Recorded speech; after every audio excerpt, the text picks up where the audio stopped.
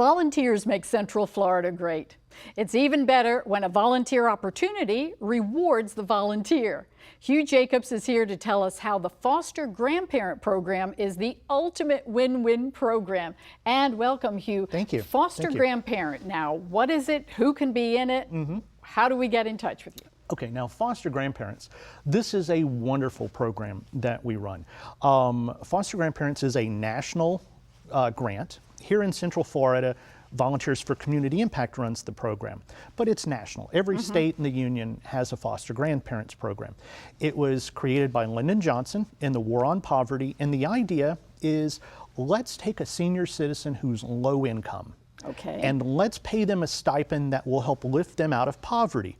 Really? So, you know, if you're a senior and you're low income and you can't really afford to live on Social Security, you go get a job at a local little business. Right. The more money that business pays you, the less money Social Security pays you. Correct. Well, with the Foster Grandparent Program, all the money that you get with Social Security, the foster grandparent stipend goes on top of it. Goes right on top of it. So it doesn't decrease. So There's it really no penalty. No penalty. It doesn't decrease any benefits they get. So if the senior is living on food stamps or disability, it doesn't decrease those benefits. So this is a great way of lifting a senior citizen That sure is. out of poverty. Now, the great thing about this is that we're not just giving someone money to help get them out of poverty. We're expecting something in return for that stipend. That's where the win-win comes in. That's where the win-win comes from. So we partner that senior volunteer, that foster grandparent, with a public school or a Head Start or a Boys and Girls Club, and they serve 20 hours a week volunteering in a one-on-one relationship with a child that has educational needs.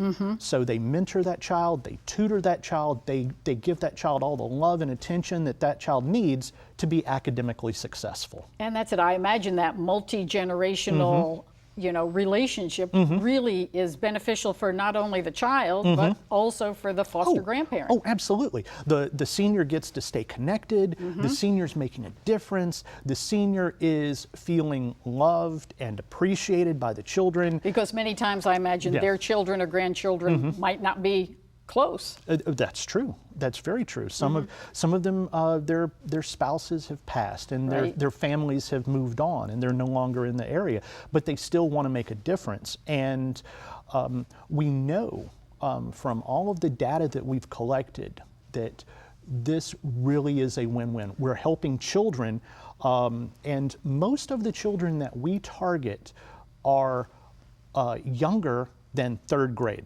So we're really targeting children in the 1st and 2nd grade. Young children, because we know that if a child isn't able to read by the 4th grade, they're going to have a very difficult career in life. Sure, so, that really puts them behind starting out. So we're really trying to focus on helping the children at the front end of their educational career so that they can go on to success.